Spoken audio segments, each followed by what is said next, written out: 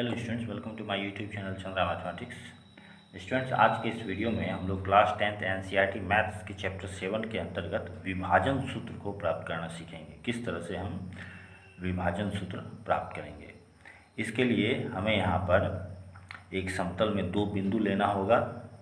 उन दोनों बिंदुओं को मिलाने वाले रेखाखंड को एक बिंदु आंतरिक रूप से विभाजित करता हुआ हमें लेना होगा, ठीक है। और उस विभाजन बिंदु का जो निर्देशांक होगा वही हमें विभाजन सूत्र कहलाएगा, ठीक है। तो यहाँ पर हम सबसे पहले दो बिंदु लेते हैं ए और बी, जिनके निर्देशांक हम मान लेंगे x1 y1 और x2 y2 हैं। जब इन दोनों बिंदुओं को मिलाएंगे तो हमें रेखाखंड क्या प्राप्त होगा, ए बी। अब उस ए बी को हम क्या करेंगे, एक अन्य बिंदु P के द्वारा आंतरिकतः विभाजित कर देंगे m1 अनुपात m2 के अनुपात में, ठीक है। और तब हम आगे विभाजन सूत्र प्राप्त करेंगे। हम यहाँ लिखेंगे माना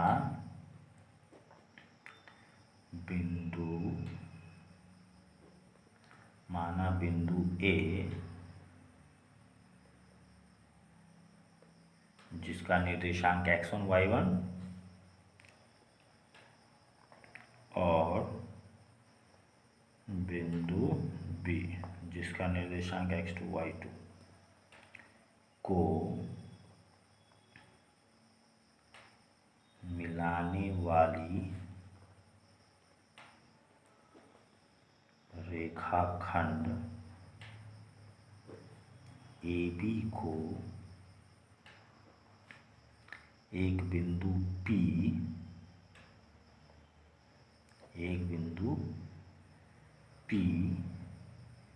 m1 अनुपात m2 के अनुपात में आंतरिक रूप से विभाजित करती है।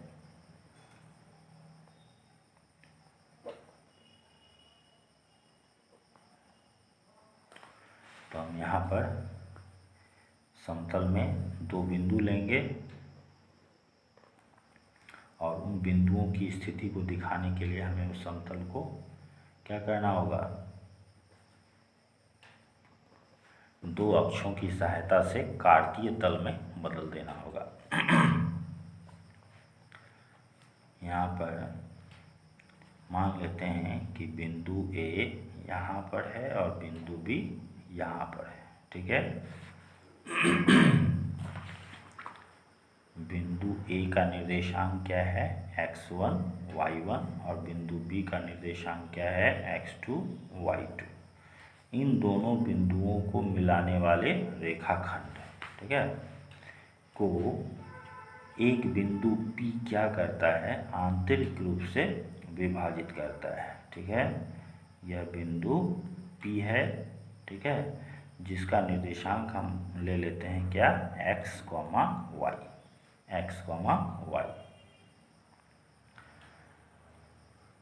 अब हमें यहाँ पर पता करना है कि यह विभाजन बिंदु P का जो x निर्देशांक और y निर्देशांक है उसका मान क्या होगा, ठीक है। x y का वैल्यू हमें यहाँ पर क्या होगा, तो इसके लिए हमें कुछ रचना करना होगा। यह तो x एक्सिस है या y एक्सिस है, या मूल बिंदु हो गया। रचना क्या करना पड़ेगा, A से A ले लेते हैं क्या, AB हो चुका है, AC, फिर जा कर के B से BD लंब डाल दिए x एक्सिस पर, फिर P से PQ लंब डाल दिए x एक्सिस पर, ठीक है। उसके बाद A से इस PQ पर भी लंब डालेंगे। A से इसे नाम दे देते हैं क्या, M कर देते हैं। A से M लंब डाला PQ पर, फिर P से PN लंब डाला किस पर, BD पर। स्टूडेंट्स, अब हमें यहाँ कुछ और बात को समझ लेना अच्छी तरह से। बिंदु A का निर्देशांक x1 y1 है, तो इससे क्या पता चलता है कि बिंदु A की मूल बिंदु से दूरी क्या है, सॉरी बिंदु ए की, हाँ बिंदु ए की मूल बिंदु नहीं कहेंगे, वाई अक्ष से दूरी, बिंदु ए की वाई अक्ष से दूरी क्या होगी, तो x1 होगी, क्या होगी, x1, यहाँ से लेके यहाँ तक x1। किसी भी बिंदु की y अक्ष से दूरी उस बिंदु का क्या कहलाता है, x निर्देशांक। इसी तरह से किसी बिंदु की x अक्ष से दूरी उसका क्या कहलाता है, y निर्देशांक, यानी कि इस बिंदु का x अक्ष से दूरी क्या है, y1 है, तो हम इसे y1 कहेंगे, यह दूरी y1। अगर यह y1 है तो यह दूरी भी क्या होगा, y1 होगा, यहाँ से लेके यहाँ तक y1।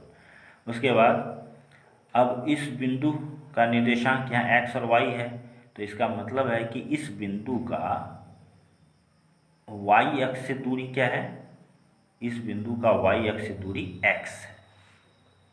किसी बिंदु की y अक्ष से दूरी उस बिंदु का x निर्देशांक कहलाता है, ठीक है। तो यहाँ पर अगर इसका x निर्देशांक x है तो इसका मतलब है कि इस बिंदु का y अक्ष से दूरी x है। इसी तरह से इस बिंदु का x निर्देशांक x2 है, यानी कि y अक्ष से इस बिंदु की दूरी क्या है, x2 है। इसे भी दिखा देते हैं, यहाँ x2 इसके सीधे, ठीक है। OC x1 है, OQ x है, OD x2 है।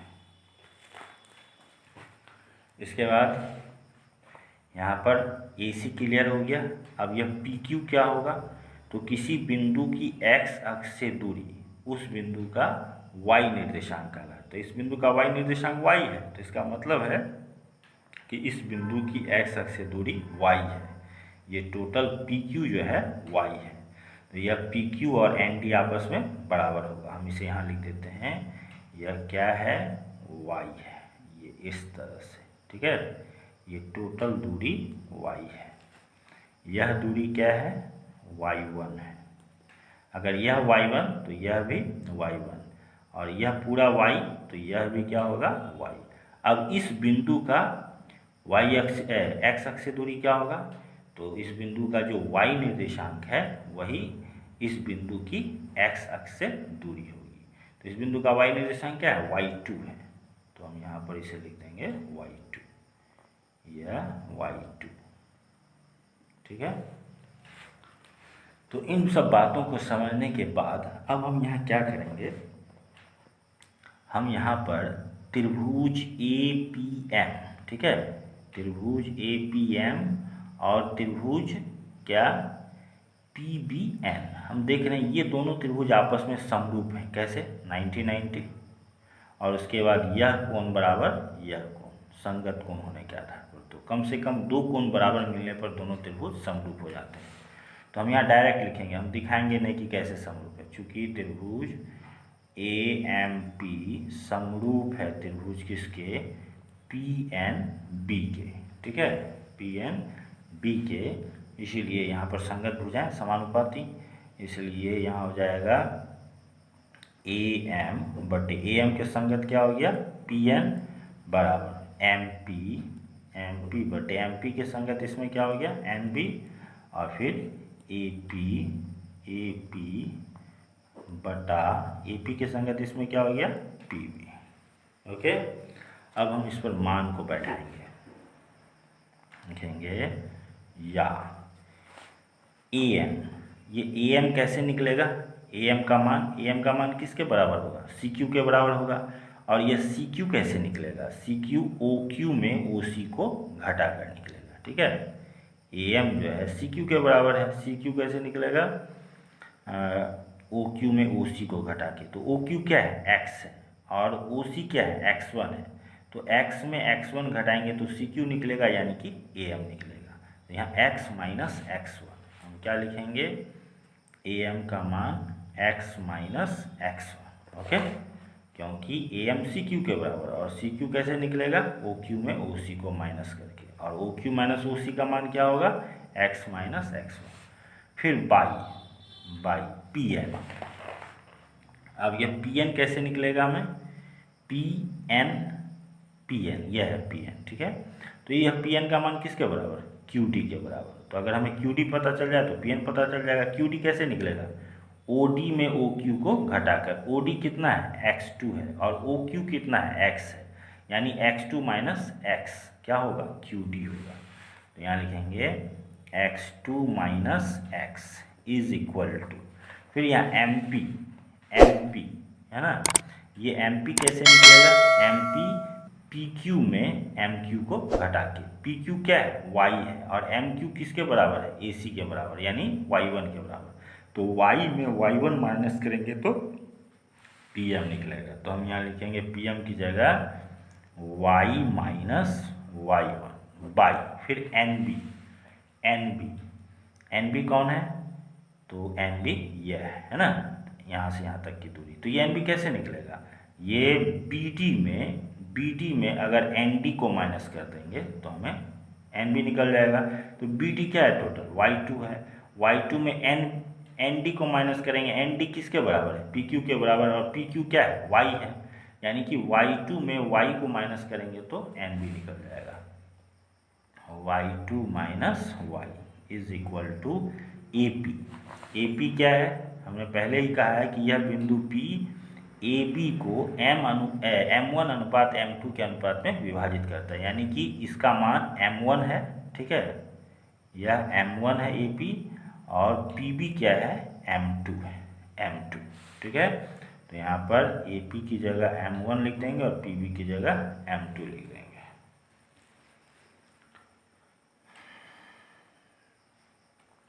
अब हम यहाँ क्या करते हैं, एक बार इसको इसके बराबर लेकर चलते हैं और एक बार इसको इसके बराबर लेकर चलते हैं, और दोनों ही स्थिति में x और y का मान हमें निकाल लेना है।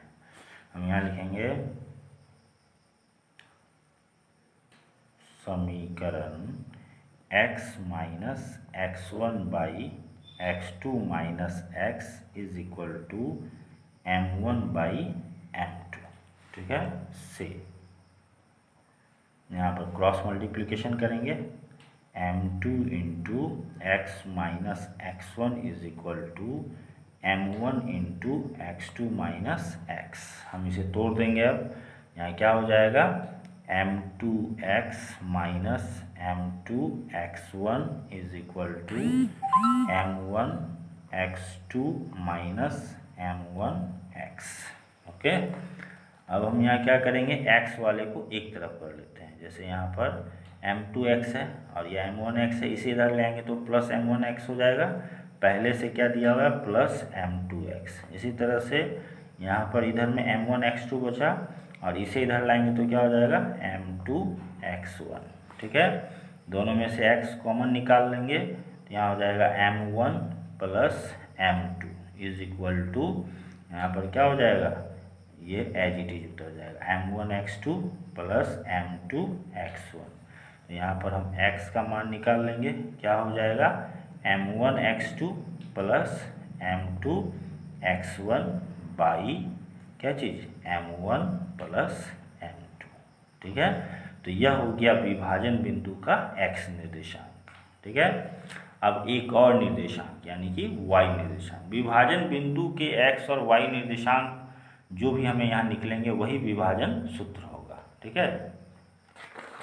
विभाजन बिंदु के निर्देशांक ही यहाँ पर विभाजन सूत्र होंगे। अब यहाँ पर लिखेंगे समीकरण किससे, y माइनस y1 बटा y2 माइनस y बराबर M1 बटा M2 से। अब क्या y माइनस y1 बटा y2 माइनस y बराबर M1 बटा M2 से, ठीक है।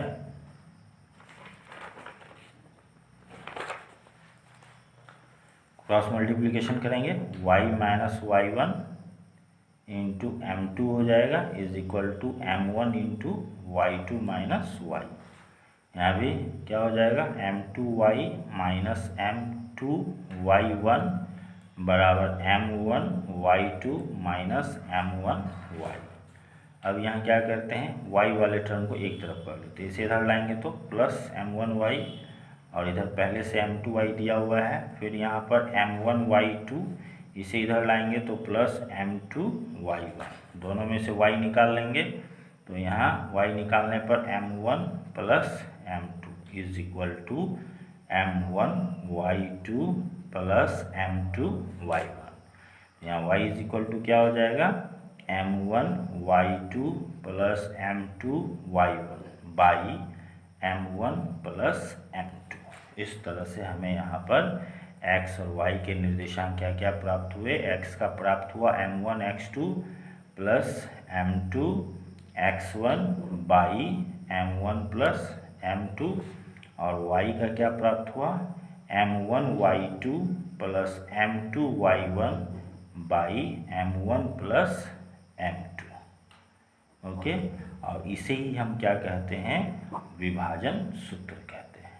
ठीक है, तो इसी पर आधारित क्वेश्चन है एक्सरसाइज 7.2 में। इस सूत्र को अच्छी तरह से दिमाग में रखें और इसका यूज करते हुए इस एक्सरसाइज के क्वेश्चन को सॉल्व करने की कोशिश करें। इस सूत्र को दिमाग में रखने का बस कुछ खास नहीं है, हमें क्या देखना है, दोनों ही निर्देशांकों में x निर्देशांक और y निर्देशांक दोनों में हर में क्या है m1 प्लस m2 है। ठीक है, और जब x निर्देशांक निकालेंगे तो ऊपर में m1 x2 plus m2 x1 आएगा, और y के मामले में m1 y2 plus m2 y1। मतलब देखा जाए तो अंश में m1 m2 तो जैसा है वैसा ही रहेगा, क्योंकि x निर्देशांक निकाल रहे हैं तो यहाँ x2 x1। ठीक है, और यहाँ पर y2 y1। यह भी ध्यान रखना है, अगर m के साथ 1 है तो x के साथ में क्या है 2 है, m के साथ 2 है तो x के साथ में 1 है। बस यही याद रखना है, ये नहीं कि दोनों एक जैसा 1 1 नहीं, यहाँ 1 है यहाँ 2 है, यहाँ 2 है यहाँ 1 है, यहाँ 1 है यहाँ 2 है, यहाँ 2 है यहाँ 1 है। ठीक है, तो इस तरह से हम इसे दिमाग में रखेंगे। Okay students, thanks for watching.